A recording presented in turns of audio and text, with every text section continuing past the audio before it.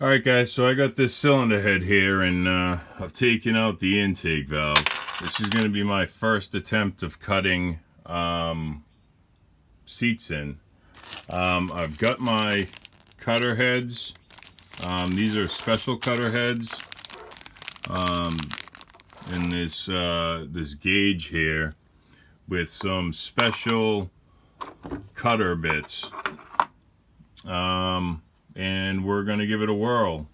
I do have to say that this 32 millimeter valve seat, just dialing it in on this with calipers and this mini-motor micrometer dial gauge, it's not easy.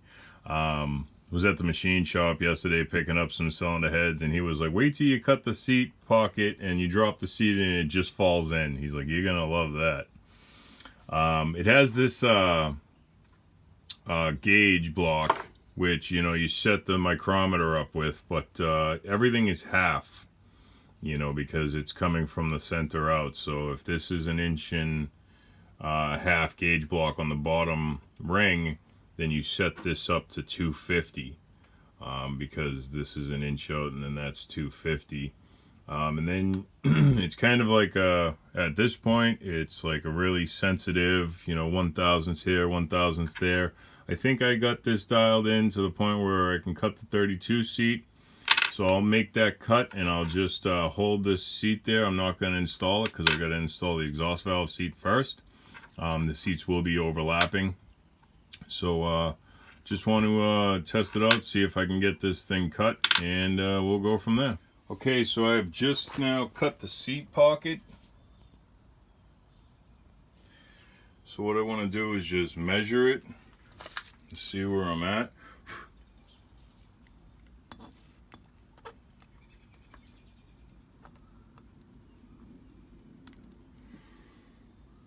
$13.21. Now we can measure the seat, and the seat is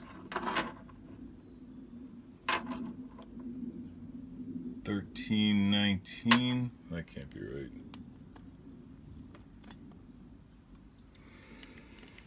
Let's try this again. I don't think I can. Oh, there we go.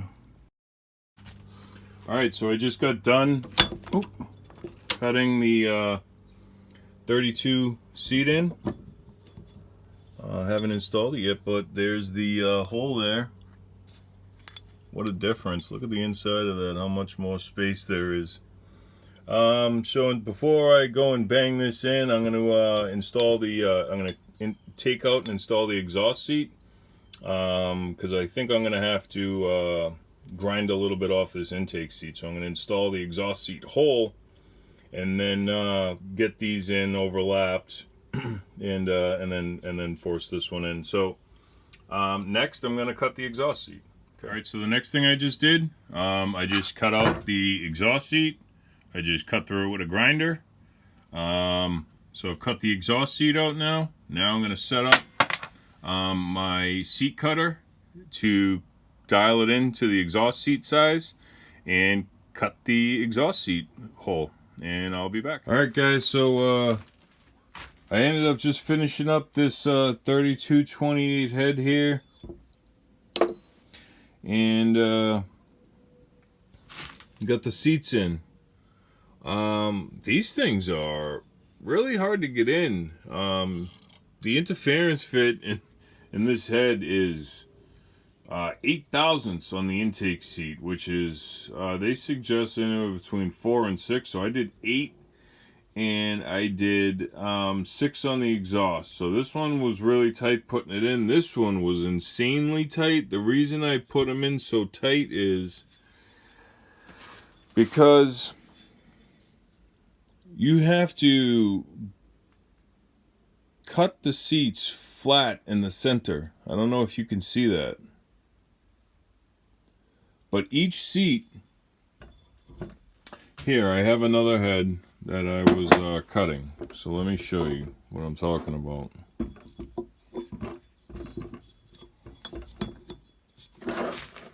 So if you look here, this one's cut and this one's cut to accept the seat. You see how this seat enters into the intake seat. Well, if I installed this seat, I wouldn't be able to put the intake seat in because it would be hanging over into the intake seat. So what I did was I rested the seat in here, tapped it about, a quarter of the way in, and then I took a marker here and marked it on both sides, and then took the seat. Here's an old seat, one that I had cut out, but we'll use it for an example. And now this, I had to take my framing square to make sure this was a right angle.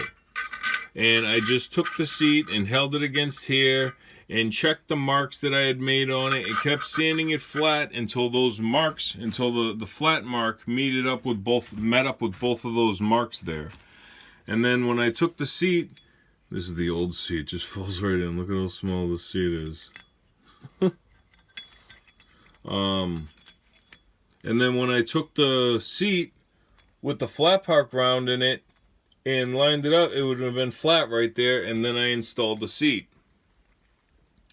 Well, actually, I cut the flat part on it, then I did the intake seat, made the marks with the marker, took the intake seat over here, cut the flat spot on it, brought it back, and I kept going back and forth, sizing it up until that flat mark was perfectly met up with both of these points.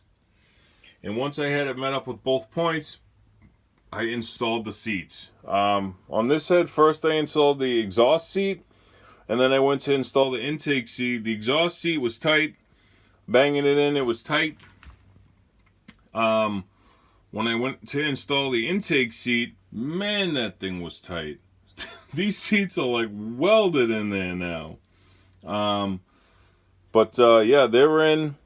I think I'm going to sell some of these heads on eBay.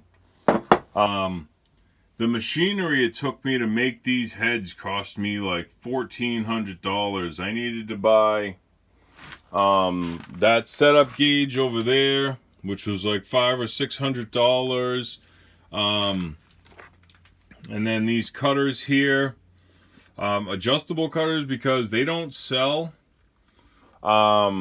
any cutters for this size valve seat OD. You need to get, so if you measure this valve seat OD and say if it's 1.28 inches, you need to get a cutter that's 6,000 smaller than the seat. And these seats come in very random sizes. This intake seat actually has a cutter that's available.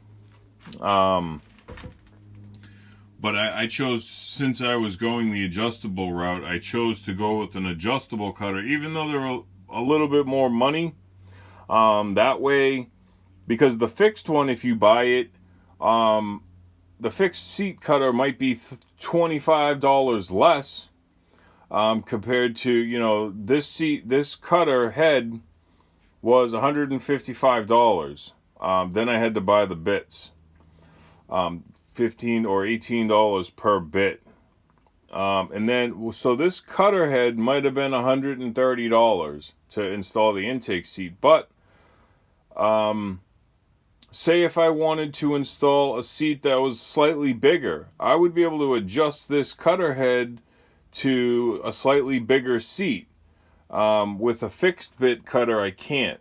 So I ended up going with the adjustable cutter route so I can vary seat widths, because some people might want to install all different kind of seats. This bigger 32 seat is also roughly around the size of a stock exhaust GX390. So I could use the same cutter, just adjust it to cut the exhaust seat in the GX390. So they're multifunctional, being adjustable. If anyone's interested or wants to know anything about the adjustable seat cutters, these are actually a very good buy. It takes a lot to get them set up. These two that I have here for the intake and the exhaust for the GX390, for the Predator 212 heads, Now that I have them dialed in, I'm not going to go and adjust these and use them for this and that. I'll just end up buying different cutter heads for whenever I got another size seat that I'm going to install. I'm just going to buy a cutter head and adjust it and use it for that. The fact that these are adjustable, yeah, it's great. And I, wrote down all the information, when I was, I wrote down, what I had the gauge block set at and, what to set the cutters to and everything like that when I dialed them in.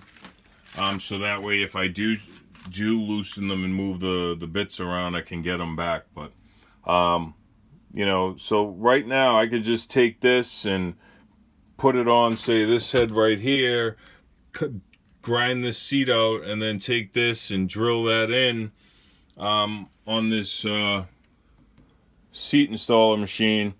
I could use this to drive this bit in that will cut the seat, then I can install the seat.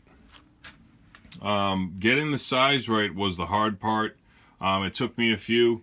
Like this head, the exhaust seat was close, so once I had that dialed in, I didn't change. This one's the exhaust. And then on the intake, when I put the seat in, when I was hammering it, it just felt a little loose, so I'm not going to use this. This was just a test to dial it in. So I adjusted my my intake size carbide cutter a little bit smaller, and then when I cut it onto this head, this one was tight as hell. I'm not going to loosen it back up. I actually prefer it being extremely tight over loose at all. So the way these are dialed in right now, they're a little bit of work to get them in there, but when those things are in there, I feel 100% satisfied that they're not going to fall out. So this is my first gx200 Predator 212 cylinder head that I have modified effectively with the 3228 valve seats. So you can see there how much meat is actually the difference in those valves. So if you get in there with a burr, you can really make those ports a lot wider. Anytime that I was doing the 3228s before, I would have to send them out. I was getting charged $65 to put in each seat. So I mean, might have cost me $1,400 for this setup, but I'll get paid back. Now just in they'll pay for themselves within a couple months, maybe 6 months. I'll be able to recoup that money.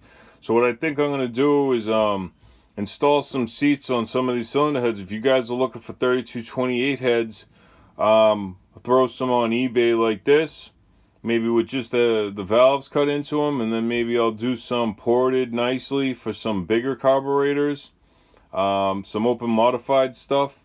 If you guys have a Predator Hemi you want to send in, we'll put the 3228 seats in and really do something dramatic with one of those. But just wanted to show you guys the 3228 seats that I can do now. So just like anything, man, just constantly moving forward what I can do here in shop. I can do the gx390 bigger seats installed. That's I've had those cutters already. Those seats I can install those seats. The Predator 212 ones though were so small that I couldn't really order the automotive style seat installers for them, and they're just a weird size, so I had to get the adjustables, and I had to just buckle down and bite the bullet and buy that setup gauge, which was $500 or $600 plus shipping, plus the cutters, plus the bits. And then it took me a few cylinder heads of destroying to get them to work, and those cost money, and then you gotta have the pilot and the driver and all this stuff. So I mean, I'm really invested putting these seats in. So, but it's just one more thing I could bring now. I love it. I hope this stuff helps you. And if you guys need any seats put in, or like always, flow testing work done, seats installed, porting work. I'm Paul's. This is Paul's Karts. My telephone number is 781-492-7358. And until next time, guys, have a good day.